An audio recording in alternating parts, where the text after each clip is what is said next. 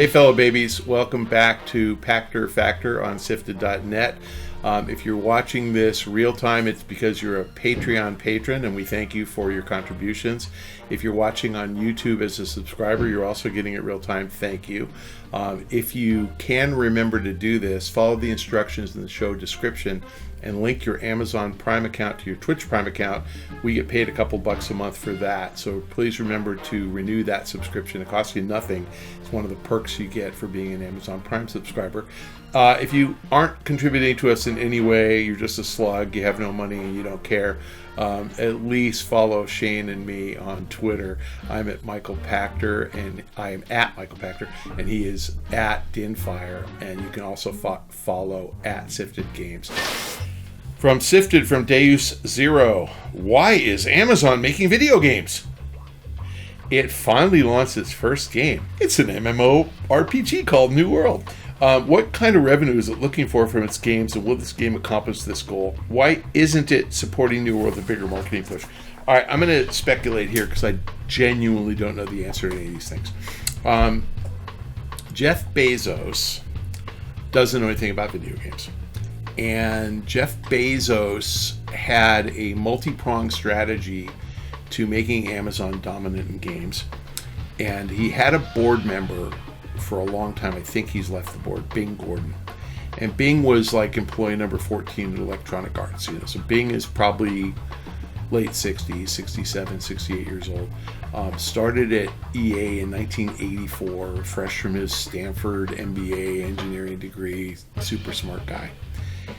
But literally like 35, 37 years ago. So he's probably 30 years old when he started at EA. And Bing rose to kind of the chief creative officer at EA. And in the 90s, he was responsible for everything good EA did and deserves massive props for it. He left in the early 2000s. He went to go become a venture capital partner at Kleiner Perkins, which is a giant technology VC firm. And he was responsible for their investment in Amazon. He was responsible for their investment in probably Facebook and lots of other tech startups. But as a board member at Amazon, he was the gaming guru in the room. And so he is probably more influential on shaping what Jeff Bezos' thinking is about games than anybody. And I think that when you started seeing Amazon hiring people, they hired a bunch of EA refugees who I think are no longer there. They hired Rich Hillman, who replaced Bing as chief creative officer when Bing went to Kleiner Perkins. They hired Lewis Castle, who did Command & Conquer on PC. And this is not their first game. Lewis actually had another game, and I forgot what it was, but it was terrible. But they dedicated themselves to making old school games. And so, I'm saying this tongue-in-cheek because I lots of love for World of Warcraft. But, bringing out an MMORPG is so 2004.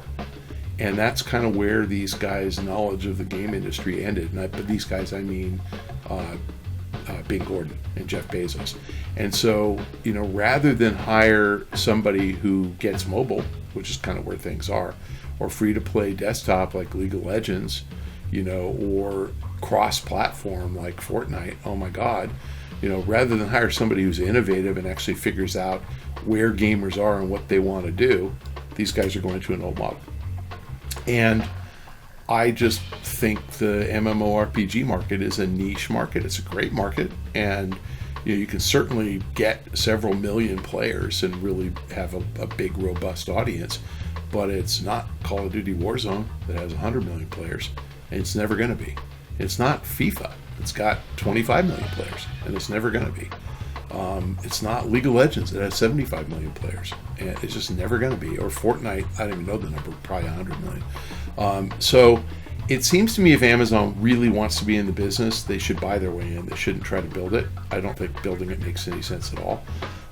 I was really fascinated that Amazon bought the MGM film library to support IMDb TV and have content, but they didn't buy the Warner Brothers Interactive Entertainment division from AT&T, who clearly had it on the block. If you're going to buy something, buy that, and license the rights to all DC Comics and Warner Brothers characters, in movies in history and going forward.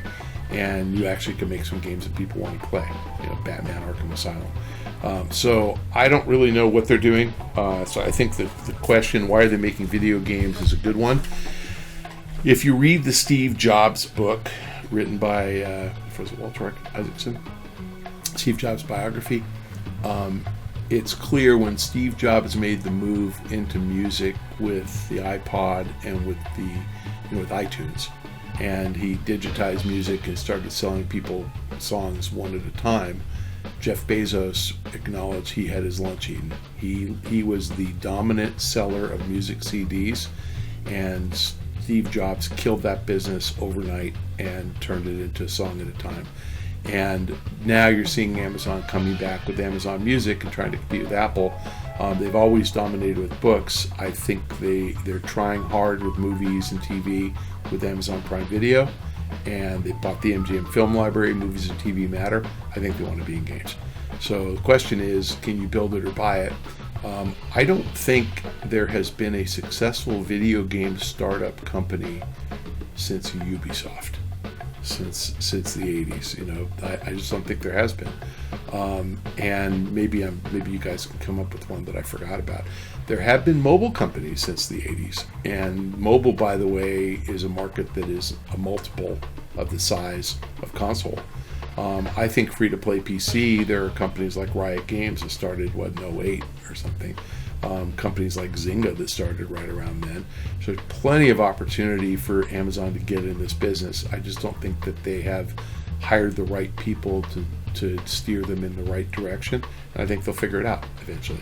But why are they in games? I think that Amazon, their ultimate goal is you never leave the couch. You never go anywhere. You order everything from your phone or from your TV, and you just don't budge. So my vision of the Amazon future is you're watching IMDb TV and you see a product you like and you point at it with your remote and your phone lights up and says, oh, that's a Audio-Technica microphone and it's only $200 and here's it, buy it on Amazon and we'll put it in your cart. That's going to happen. So I think that they want you never, ever leaving your couch, whether you're playing games, listening to music, watching TV, or reading a book, and they want to sell you something while you're doing it. And I think that's it. So they're in games because it consumes a lot of our time, and it's a good place, to find people, consumers, where they're having fun. So that's Amazon's overarching goal: take over the world. And since we've already allowed the microchip in our phone to follow us around, they're able to take advantage of that. Hope that's responsive to your question, because that's my answer, and I'm sticking to it. And why aren't they supporting New World with a bigger marketing push? I think that the people who are inside Amazon, I don't think they're dumb shits at all. They know this is not a big game. I don't think anybody at Amazon said, "Oh yeah, we're going to have 30 million players." They know that. But they had 700,000 concurrent the first day or something. Look, they're still interested in any good project, and I get that. They're just not going to get 75 million. So Fortnite. Actually, Diablo 2 Resurrected servers crashed, and I'm friendly with Rod Ferguson. I read his posts the day they crashed, and he goes, "We didn't expect the demand." And that's a game that should have expected millions, and my guess is they did have millions, but we don't know. But yeah, that's a game you bought. That wasn't a game that was free. So real games get 2 million, 3 million, 5 million concurrent players on launch day, and games of 700,000. It's a great number, especially for new IP, but wouldn't even move the needle at Amazon. Thanks for joining us on Pachter Factor on SIFTD.net. Again, if you are watching this real time, it's because you're a Patreon patron. We thank you. It's because you are a YouTube subscriber. We thank you for that. Do the Amazon Prime guys get it real time? They don't. They do? Yeah, if you link your Amazon Prime account to your Twitch Prime account, you're getting this real time and it costs you nothing. So that's actually the cheapest, smartest thing to do. And I think Twitch probably will let you use your parents' account if you're, even if you're like me, you're in your 60s living at home. living with your parents. I'm definitely living on some of my parents' money. They left me a little tiny bit of money. In any case, just do the best you can to get us paid, because Shane is struggling along through COVID. Nothing better to do than that. And have you noticed the quality of product on SIFTD has gotten really good lately?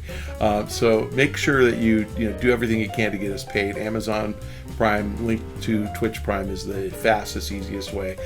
If you don't have an Amazon Prime account and you just can't deal with helping us out on the other two, then you're watching a week late, because I don't get paid, so I insist that everybody get access to the Pachter 11 for free. So follow me on Twitter at Michael Pachter. Thanks for joining us. We'll see you next time.